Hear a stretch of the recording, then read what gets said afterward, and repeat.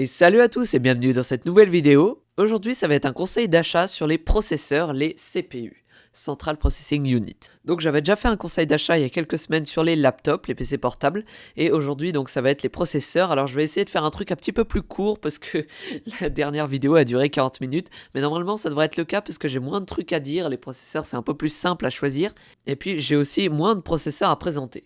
Donc, comme la vidéo sur les laptops, cette vidéo sera séparée en deux parties. Donc, la première partie, ce sera une partie un peu explication et où je vous donnerai pas mal de tips pour choisir et je vous expliquerai un petit peu qu'est-ce que le processeur, quelles sont les caractéristiques à regarder, etc. Et dans un deuxième temps, je vous donnerai quelques modèles que je vous conseille vraiment d'acheter, qui ressortent du lot et qui sont pour moi les plus intéressants. Donc précision importante aussi pour ceux qui sont dans le domaine du hardware, je pense que vous le savez déjà, mais il y a actuellement une très grosse pénurie de matériel informatique et notamment de semi-conducteurs. Les semi-conducteurs, c'est tout ce qui est puces électroniques, notamment les processeurs. Mais tous les processeurs qui seront dans cette vidéo seront en stock et les liens seront dans la description, donc ne vous inquiétez pas pour ça. Mais les prix sont un petit peu plus hauts qu'avant la pénurie. Ça va d'une dizaine d'euros en plus jusqu'à parfois 50 à 100 euros en plus. Donc encore une fois, si vous pouvez attendre, n'achetez pas. Après, il faut savoir prendre des risques pour le coup, parce que la pénurie peut s'aggraver encore et on ne sait pas du tout jusqu'à quand ça va durer. Donc ça se trouve, vous n'allez pas acheter maintenant et dans 6 mois, vous serez obligé d'acheter et ce sera 2 fois plus cher. Donc voilà. Je peux pas trop vous donner de conseils miraculeux là-dessus, parce que moi-même, je ne sais pas trop en fait ce qu'il faut faire. Mais voilà, je vous conseille d'être prudent, de bien chercher les prix les plus bas. Normalement, les prix que je donne dans cette vidéo devraient être assez corrects. Où j'ai eu quelques problèmes de laptop qui étaient en promo à la sortie de la vidéo mais qui ne l'étaient plus genre 2 jours plus tard. Là, il ne devrait pas y avoir ce genre de problème puisque tout simplement il n'y a pas de promo. Mais voilà, essayez d'avoir l'esprit critique, de pas trop vous emporter dans vos achats. Je sais que c'est la merde, hein, c'est la merde pour tout le monde là. Je vous incite vraiment à être prudent. Donc voilà, maintenant que j'ai fait toutes ces petites précisions, on va pouvoir commencer. Donc, vite fait, on va revenir aux bases, même si je pense que tout le monde est au point là-dessus. Qu'est-ce que le processeur? Eh ben, c'est un circuit intégré, donc une puce électronique, qui est plus ou moins le cerveau de votre ordinateur. C'est ce qui fait tous les calculs. Alors je vais même faire une petite précision là-dessus, je pense que ça va vous paraître bizarre, mais en fait le processeur c'est le vrai ordinateur de votre ordinateur, c'est-à-dire que ce qu'il y a autour, que ce soit la carte mère, la carte graphique, le disque dur, etc. C'est juste des trucs qui soit lui permettent de communiquer avec l'extérieur, avec vous en fait principalement, soit lui permettent de stocker des programmes. Mais en fait le vrai truc qui fait les calculs, c'est le processeur. Et d'ailleurs, c'est là qu'on va arriver à un point important, c'est que quel que soit votre usage, le processeur n'est pas à négliger. Le processeur, c'est donc le cerveau de votre ordinateur. Et donc même si vous faites du gaming et vous avez une giga carte graphique RTX 3090 de la mort qui tue, si vous n'avez pas un processeur qui suit, tout simplement vous allez avoir ce qu'on appelle un bottleneck, c'est-à-dire un goulot d'étranglement. Et donc ça veut dire que la carte graphique elle fonce, elle calcule plein de trucs et tout, mais sauf qu'elle demande plein de trucs au processeur, et le processeur il est en mode attends, je fais ce calcul là, et puis je fais celui-là, je fais une retenue, enfin vous voyez ce que je veux dire? Même si la carte graphique est surpuissante en gaming, si le processeur suit pas, vous allez avoir des perfs pourris, voilà. Et en plus, dans des activités comme la bureautique ou alors le montage vidéo, c'est que 2 exemples pris en random comme ça, hein, le processeur est plus important que, notamment pour le rendu, c'est plus important que la carte graphique. Voilà. C'est des activités qui nécessitent du calcul et c'est le processeur qui fait les calculs. Donc à savoir que je compte faire une grosse vidéo sur l'équilibrage d'une config PC, le fait que c'est comme un corps humain et que vous avez beau avoir un énorme côlon, si vous avez un minuscule estomac, ça va pas passer. Enfin bref, vous voyez ce que je veux dire. Ça, je compte faire une vidéo détaillée là-dessus. Ce sera peut-être un Parlons IT d'ailleurs, ce sera une grosse vidéo, je pense, mais c'est pas tout de suite, hein. Là d'abord, je finis les conseils d'achat et puis il faut que je fasse des IT Flash News parce que j'ai plein de news en retard. Enfin bref. Donc voilà ce que c'est le processeur. Et voilà, attention, il ne faut pas le négliger puisqu'il est très important. Là où vous avez de la chance, c'est que c'est assez facile à choisir parce qu'il n'y en a pas non plus 36 000 comme les laptops par exemple. Il y a des caractéristiques assez bien définies, mais attention, il faut encore comprendre à quoi correspondent ces caractéristiques. Je vais en parler tout de suite. Donc parmi ces caractéristiques, on a déjà la fréquence. Donc la fréquence, c'est en gros le nombre de calculs que le processeur peut faire en 1 seconde. Les connaisseurs, s'il vous plaît, enlevez vos commentaires de « mais c'est pas du tout ça », s'il vous plaît. Je simplifie à mort parce que je m'adresse pas particulièrement à des connaisseurs ici.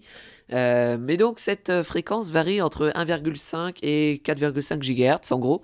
À savoir qu'il y a aussi une fréquence boost qui est plus haute, donc en général elle est plus haute de 0,5 à 1 GHz, hein, ça dépend des processeurs, qui correspond à la fréquence maximale que le processeur peut atteindre avec un bon refroidissement et éventuellement de l'overclock. Je parlerai pas vraiment de ce que c'est l'overclocking dans cette vidéo parce que c'est pas vraiment le sujet.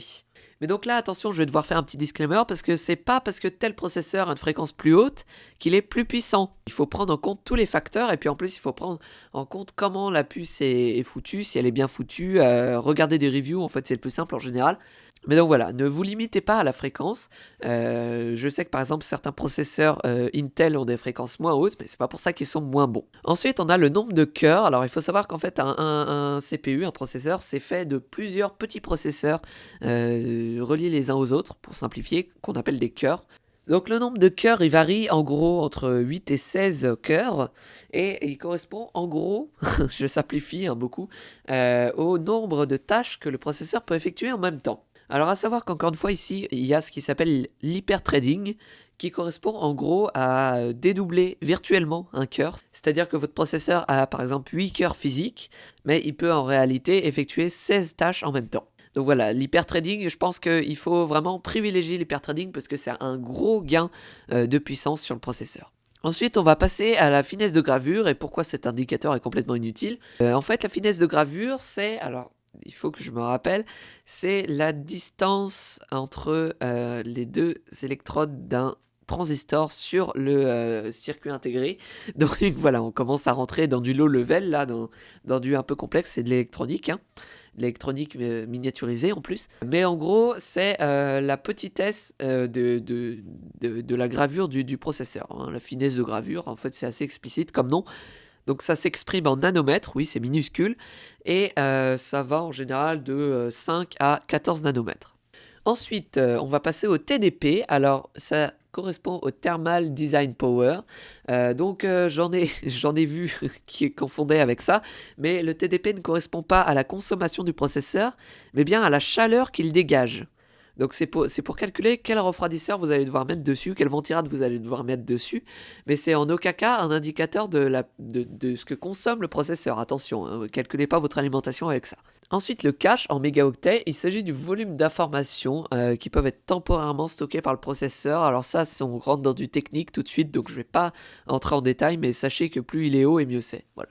Et le bus system, j'ai envie de dire, on s'en fout un peu. Je ne vais pas m'attarder là-dessus. C'est pas très intéressant. Comme je vous le disais, il y a donc l'hyperthreading qui est le fait de dédoubler un cœur en 2 cœurs virtuels. Donc ça c'est très important, hein. Privilégiez toujours l'hyperthreading dans votre choix parce que ça fait quand même un énorme gain de performance. Et puis il y a aussi l'aptitude à l'overclocking. Alors j'avais dit que j'en parlerais pas mais je vais quand même en parler vite fait. L'overclocking c'est le fait d'augmenter le voltage, la tension d'alimentation du processeur pour augmenter la fréquence. Donc si votre processeur est apte à l'overclocking et que vous savez le faire, pourquoi pas. Mais en fait, moi, il faut savoir que je suis pas très fan de l'overclocking. Pourquoi ? Parce que ça demande un plus gros dissipateur, ça consomme plus et le processeur vieillit plus vite. C'est-à-dire qu'il se dégrade plus vite au fil du temps. Donc franchement, l'overclocking, c'est pas vraiment un truc que je vous conseille de regarder, sauf si vous êtes vraiment connaisseur et que vous savez ce que vous faites. Donc ensuite le mode turbo, c'est le boost, c'est ce que je disais tout à l'heure, donc c'est la fréquence maximale que le processeur peut avoir quand on l'active dans le BIOS. Ensuite le contrôleur graphique ou IGP, donc Integrated Graphic Processor, c'est tout simplement une puce graphique intégrée dans votre processeur. Donc il y a certains processeurs qui sont capables de gérer l'affichage, donc sans carte graphique dédiée. Donc ça je vous le conseille donc quand vous n'avez pas de carte graphique, donc en général c'est plutôt pour les configs d'entrée de gamme, mais sinon... Quand vous avez une carte graphique dédiée, je vous conseille de prendre des processeurs sans IGP parce que ça coûte moins cher tout simplement. Également, on a la fréquence minimum de RAM que le processeur supporte. En général, c'est toujours indiqué. Donc ça, faut voir aussi parce que si vous voulez de la RAM à haute fréquence, des fois les processeurs ne les supportent pas. Et enfin, faut veiller aussi à la compatibilité de la carte mère. Je trouve que dans un conseil d'achat sur le processeur, c'est un peu superflu, parce qu'en général, on choisit la carte mère en fonction du processeur. Mais donc vite fait, je vais quand même passer dessus. Il y a 2 choses à regarder. Il y a le socket. Donc le socket tout simplement c'est l'emplacement où on pose le processeur sur la carte mère qui varie en fonction des générations de processeurs et des marques, donc Intel ou AMD. Et puis il y a aussi le chipset que tout le monde oublie, donc le chipset c'est, vous avez déjà entendu, et ça je suppose B450, B550, X570, Z390, etc. Donc ça c'est le chipset, en gros c'est un ensemble de composants qui sont sur la carte mère qui servent à gérer le processeur et à gérer ses entrées-sorties en gros. C'est un peu les composants centraux de la carte mère. Je ne vais pas m'attarder là-dessus, je pense que ça fera aussi l'objet d'une vidéo sur le fonctionnement bas level d'un ordinateur. Mais donc ça dépend des processeurs et tous les chipsets ne sont pas compatibles avec tous les processeurs. Alors sachant que donc, vous avez un petit résumé ici des sockets, de toute façon c'est toujours indiqué, hein, le socket que ce soit sur la carte mère ou sur le processeur. Et pareil pour le chipset, normalement sur les cartes mères c'est toujours marqué quel processeur ça supporte. Et donc enfin, pour terminer cette première partie sur les caractéristiques à regarder et qu'est-ce que c'est un processeur, tout simplement, donc j'imagine que vous le savez, il y a deux marques de processeurs qui sont Intel et AMD, avec donc différentes gammes pour chaque marque, alors sachant que AMD c'est calqué sur les marques d'Intel, donc c'est assez facile à comprendre. Donc vous avez un petit tableau ici qui montre en gros pour chaque utilisation quelle gamme est la plus appropriée. Alors il ne faut pas forcément prendre en compte parce qu'il est vrai qu'un Core i9 c'est bon pour la réalité virtuelle ou les jeux en 4K, mais par exemple pour les logiciels professionnels il marque que c'est bon aussi, sauf que moi personnellement je privilégierais un processeur AMD. Et sachant aussi que les Threadripper sont à éviter puisque c'est des processeurs professionnels, je ne sais pas pourquoi ils sont sur ce tableau. Et enfin, je voulais faire un dernier disclaimer avant de passer à la suite. Donc vous voyez ici Core i3, Core i5, Core i7, Core i9, et puis Ryzen 3, Ryzen 5, Ryzen 7 et Ryzen 9. Donc il n'y a pas Ryzen 9 ici, je ne sais pas pourquoi, il ne devait pas être sorti, je pense, quand ils ont fait ce tableau. Il va falloir faire très attention parce que la logique des noms est trompeuse. C'est-à-dire qu'il y a des Core i5 qui sont plus puissants que des Core i7. Il y a des Ryzen 3 qui sont plus puissants que des Core i5. Donc c'est pas parce que le chiffre est plus grand que c'est plus puissant, hein. Ça dépend de la génération du processeur, ça dépend ça dépend de plein de choses, en fait, de toutes les caractéristiques du processeur. Il faut pas s'arrêter aux chiffres. Et puis aussi, truc très important, donc la puissance d'un processeur ne se limite pas à sa fréquence et à son nombre de cœurs. Ça dépend aussi de si la puce est bien foutue, de l'architecture qui est utilisée, etc. Donc voilà, une puce en elle-même, sans parler de nombre de cœurs ou de fréquence, elle est plus ou moins bonne suivant les générations et suivant les modèles d'architecture. Et donc dernier petit truc que je voulais préciser aussi, que j'arrête pas de répéter tout le temps, mais que c'est toujours bon de répéter apparemment, parce qu'il y en a encore qui n'ont pas compris, prenez ce dont vous avez besoin. Donc comme il le précise là, un ordinateur c'est d'abord usuel, c'est-à-dire que l'informatique c'est pas une science du divertissement, c'est une science pratique d'abord, d'accord? Donc le matériel se doit adapter à l'utilisation. Par conséquent, ne prenez pas un Core i9 juste parce que vous avez le budget et que c'est stylé, alors qu'un Core i5 vous suffira amplement. Il faut savoir que là, on a des gros problèmes de pénurie et que dans 10-15 ans, c'est un chiffre sorti du cul, je sais plus le chiffre exact. Dans 10-15 ans, on n'a plus de terres rares. Les terres rares, c'est des métaux qui servent à la fabrication de composants informatiques.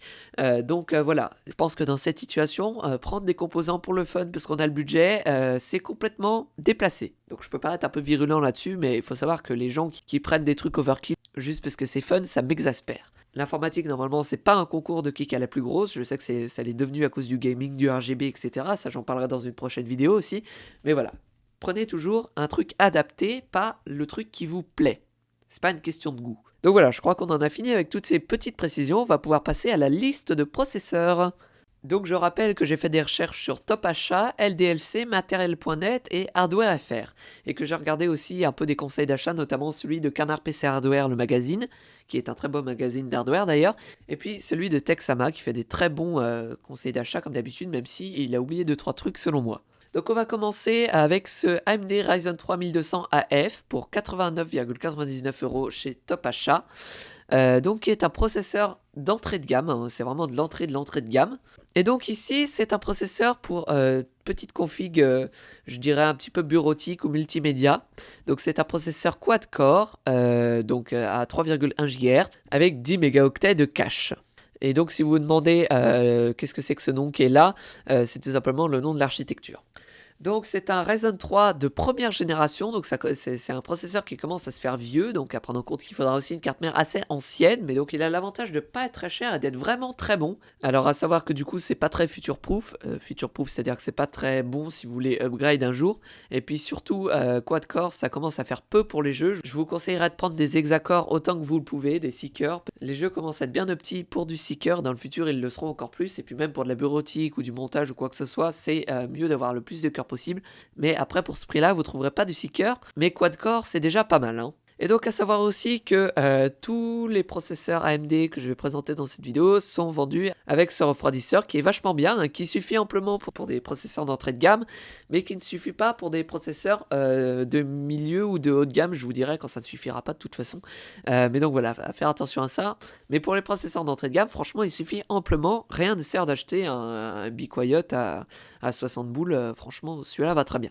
Donc voilà pour cette AMD Ryzen 3 1200 AF que je vous conseille plus ou moins, c'est vraiment si vous n'avez pas de budget supérieur, mais sinon le processeur suivant est bien plus intéressant si vous avez 30 € de plus de budget. Donc ensuite pour du gaming d'entrée de gamme ou de la bureautique, chez Top Achat pour 134,99 €, on a ce Intel Core i3 10100. Alors à savoir qu'il y a une version 10100F, tous les processeurs Intel ont une version avec le suffixe F, et ce suffixe F indique tout simplement qu'il n'y a pas d'IGP de partie graphique donc dans le processeur, c'est-à-dire qu'il ne peut pas gérer l'affichage, et que donc il vous faut une carte graphique dédiée. Donc là, je vous montre ce 10100 pas F, donc ce 10100 tout court, parce que je considère qu'à ce prix-là, c'est plus des gens qui ont une petite config et qui du coup n'ont pas de carte graphique dédiée. Mais si vous avez une carte graphique dédiée, vous pouvez prendre le 10100F, donc qui sera, les versions F sont moins chères entre 10 et 15 € en général. Donc ça peut toujours faire une petite économie. Après la partie graphique peut toujours servir si jamais votre carte graphique vous lâche ou quoi, donc on sait jamais, ça peut toujours servir. Je vous laisserai juger là-dessus. Donc ce Core i3 10100 ou 10100F est un processeur à 3,6 GHz, donc en socket 1200, avec 4 cœurs, donc c'est un quad-core encore, et 6 mégas de cache. Et donc le ventirad est inclus, mais les ventirad stock Intel suffisent clairement pas. Je vous conseillerais de vous acheter un petit ventirad à côté parce que les ventirad inclus d'Intel sont vraiment pourris en fait. Donc au niveau de la RAM, ça je l'avais pas dit, mais il supporte jusqu'à de la DDR4 2666 MHz, donc c'est à prendre en compte. Mais sinon, alors ce processeur est vraiment bon pour du gaming d'entrée de gamme avec une carte graphique dédiée, ou alors de la bureautique, ce genre de truc. C'est vraiment le processeur d'entrée de gamme que je vous conseille réellement. Le 1200 AF, c'est vraiment si vous ne pouvez vraiment pas augmenter votre budget, si vous avez un budget très restreint. Mais si vous pouvez mettre plus de budget, je vous conseille vraiment ce Intel Core i3 1100 ou 1100F qui est vraiment bon. Et donc c'est pas la gène la plus récente, c'est la 10e génération des processeurs Intel, donc Cornet Lake S, mais vous allez voir que la 11e génération n'est pas vraiment intéressante, sauf pour le 11400F qui est très intéressant mais dont on parlera plus tard. Donc ensuite, pour 166,95 € chez Hardware FR, vous avez ce Intel Core i5 10400F, donc sans partie graphique, parce que je considère que c'est plus un processeur pour du gaming, donc avec une carte graphique dédiée ici. Donc c'est un processeur 2,9 GHz, qui n'est pas une très haute fréquence, par contre un très bon boost à 4,3 GHz. Donc c'est un processeur Seeker 12 threads, donc avec l'hyperthreading, en socket 1200 avec 12 mégaoctets de cache. Donc c'est un très bon processeur, enfin jusque là c'était un très bon processeur parce que vous allez voir qu'il y a mieux pour 30 € de plus à peu près. Mais donc c'est un très bon processeur pour du gaming. À savoir encore une fois que le ventilateur stock ne va pas, il faut en acheter un à côté parce que les ventirad stock d'Intel sont vraiment pourris. Donc voilà, ce 10400F, je vous le conseille si vous ne pouvez pas mettre plus de 160-170 €. Alors là il est à 166, mais je pense qu'on peut le trouver à moins cher sur d'autres sites. Mais voilà, c'est un bon processeur, mais vous allez voir qu'il y a mieux pour pas bien plus cher. Donc ensuite, pour 209,95 € chez Hardware FR, vous avez ce Intel Core i5 11400F, donc qui est en fait le 10400F, mais de la 11e gène tout simplement. Donc qui est un processeur bien plus récent et donc future-proof, qui est la meilleure option pour moi pour du gaming d'entrée de gamme tout simplement, du pur gaming ou avec un peu de bureautique. Donc c'est un processeur Seeker 12 threads comme le précédent, 12 mégas de cache, donc avec une légèrement moins bonne fréquence, mais par contre un boost encore meilleur. Donc 4,4 GHz de boost, c'est vraiment très bon. Donc c'est un processeur qui est vraiment bon au niveau de sa conception et qui est très intéressant pour son prix. Donc c'est vrai qu'il est plus cher que l'autre, mais franchement je vous le conseille vraiment. Donc voilà, il est vraiment très intéressant. À savoir également que du coup c'est de la 11e gêne, donc il faut des cartes mères assez récentes, mais par contre comme je le disais c'est très future-proof puisqu'il a 6 cœurs et vu que vous aurez une carte mère récente, ce sera facile d'upgrade votre processeur dans le futur. Donc voilà, ce 11400F, et je le recommande vraiment, c'est pour moi la meilleure option pour entrer milieu de gamme au niveau du gaming. Donc ensuite, on a un processeur très intéressant chez AMD, bien qu'il ait un petit peu augmenté de prix. 200-250 euros, c'est vraiment la zone où il y a tous les processeurs intéressants, hein, pour info. Enfin, vraiment intéressant. Donc on a ce AMD Ryzen 5 3600 avec Ventirad inclus chez LDLC pour 229,96 euros. Donc c'est un processeur 6 cœurs avec 3,6 GHz et un boost de 4,2 GHz, ce qui est pas mal du tout. Donc avec l'hyperthreading et 35 mégaoctets de cache. Donc il a un TDP plutôt contenu, hein, 65 watts, c'est pas mal du tout. Mais donc en fait, je dirais que c'est plus ou moins l'équivalent du 11400F, mais chez AMD. Et donc du coup, c'est un processeur qui est un petit peu mieux pour tout ce qui est montage vidéo, stream, bureautique, voilà. Mais il convient quand même très bien pour le gaming, hein. Ce qui est juste dommage, c'est qu'il a un petit peu augmenté de prix, mais en soi, c'est un très bon processeur. Alors, pour info, par contre, le 3600X n'est pas du tout intéressant, hein, parce qu'en général, il est bien plus cher pour pas grand-chose. Donc voilà, contentez-vous du 3600 si vous voulez du AMD dans cette gamme de prix. Et donc là, on arrive à mon processeur chouchou que je trouve qui est vraiment excellent, hein. C'est pour moi le meilleur processeur milieu de gamme pour du gaming, pour un peu de montage, c'est vraiment une utilisation polyvalente, mais surtout pour le gaming. Donc c'est un Intel Core i5 10600 KF à 229,99 euros chez Top Achat. Donc juste petite précision, le K indique que c'est un processeur qui est fait pour être overclocké. Vous n'êtes pas obligé de l'overclocker, mais ça peut être une bonne chose de l'overclocker. Donc c'est un processeur qui est vraiment excellent, donc hexa-core, donc 6 cœurs toujours, 12 mégaoctets de cache. Socket 1200 et avec une fréquence de 4,1 GHz qui est excellent. Donc franchement c'est un très bon processeur, franchement vous mettez ça avec une 3070 ou une 3080, c'est vraiment très bonne config gaming, hein. Franchement ce processeur il va avec à peu près toutes les cartes graphiques, vous ne devriez pas avoir de bottleneck si tout va bien, de goulot d'étranglement. Donc voilà, c'est vraiment un processeur excellent. En plus, il est pas cher, il a beaucoup baissé de prix ces derniers temps. Avant, il était à 250 balles à peu près. Donc voilà, c'est un processeur que je conseille vraiment si vous avez le budget. Vous prenez ça avec un petit Be Quiet Pure Rock dessus et une 3070. Et franchement, là, vous avez une super config gaming. Bon, bien sûr, il faut la trouver, la 3070. Donc ce Intel Core i5 10600 KF est vraiment très bon. Alors, à savoir qu'il existe une version 10600 qui est moins chère. Et puis, évidemment, vous avez une 10600K sans le F, donc avec la partie graphique, qui existe aussi, mais qui est plus chère et qui est franchement pas intéressante, puisque de toute façon, si vous avez ce processeur-là, vous prenez une carte graphique dédiée. Donc ensuite, on entre dans le haut de gamme, un processeur qui devrait convenir à peu près à tout le monde, donc qui est le AMD Ryzen 7 3700X à 369,99 euros chez Top Achat. Donc c'est un processeur octo-core avec 36 mégaoctets de cache et une fréquence de 3,6 GHz. Donc pour info, il y a donc un refroidisseur inclus, mais franchement, il ne convient plus à ce stade-là, hein.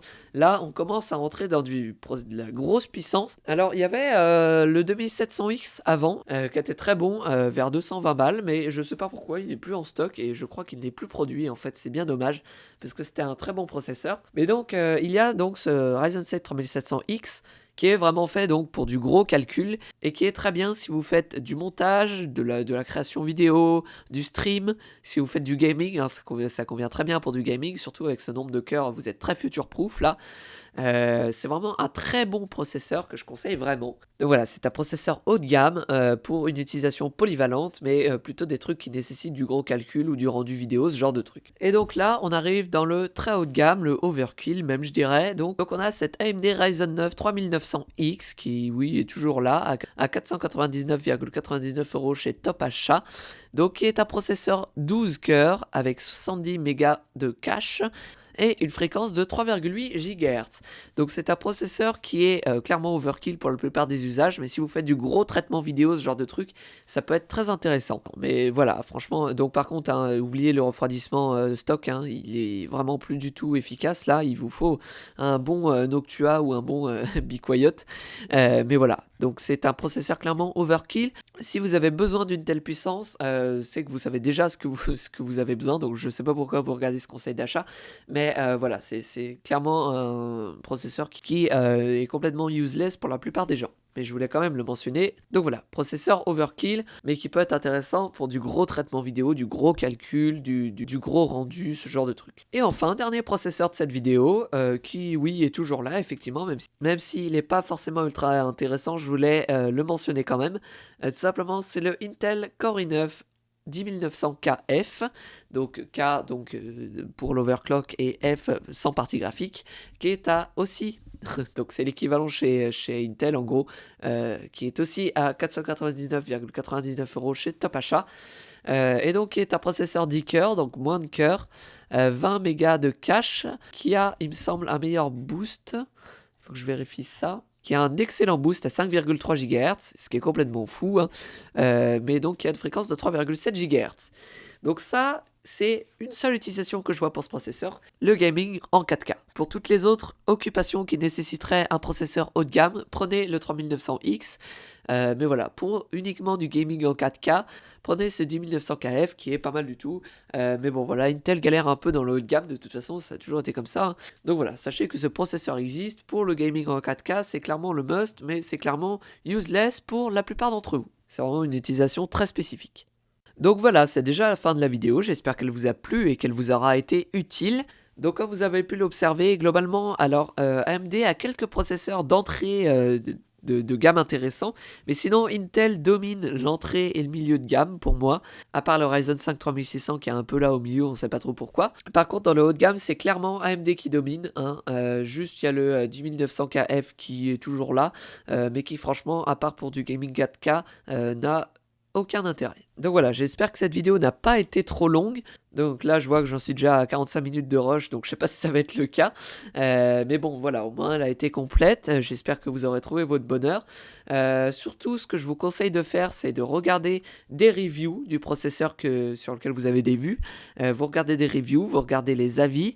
Vous essayez vraiment de vous faire un avis en regardant un petit peu tous les avis des autres. En fait, c'est le principe de toute façon. Mon avis ne doit pas être pris pour parole sainte, hein. Vous devez l'entrecouper avec d'autres choses. Ne prenez pas un processeur juste parce que j'ai dit que c'était le meilleur pour cette gamme de prix. Regardez des reviews, regardez des avis. C'est très important de vous faire un avis par vous-même. Donc voilà, sur ce, moi je vous dis à bientôt. N'hésitez pas à partager cette vidéo, à mettre un pouce bleu si elle vous a plu, un commentaire, c'est très important les commentaires, pas pour le référencement parce que je m'en fous, mais parce que j'aime beaucoup l'interactivité de YouTube, tout simplement. Vous pouvez aussi laisser un pouce rouge, mais expliquez-moi dans les commentaires pourquoi ça ne vous a pas plu et qu'est-ce que je pourrais améliorer. Sinon, vous pouvez aussi rejoindre le serveur Discord. On est 399 membres, alors il m'en faut juste un, s'il vous plaît, allez-y, je m'emporte. Et follow mon Twitter, même si je suis très peu actif. Sur ce, moi je vous dis à bientôt pour de nouvelles vidéos. 3,1 GHz avec 10 mégaoctets de cache. De cache. Ah, putain.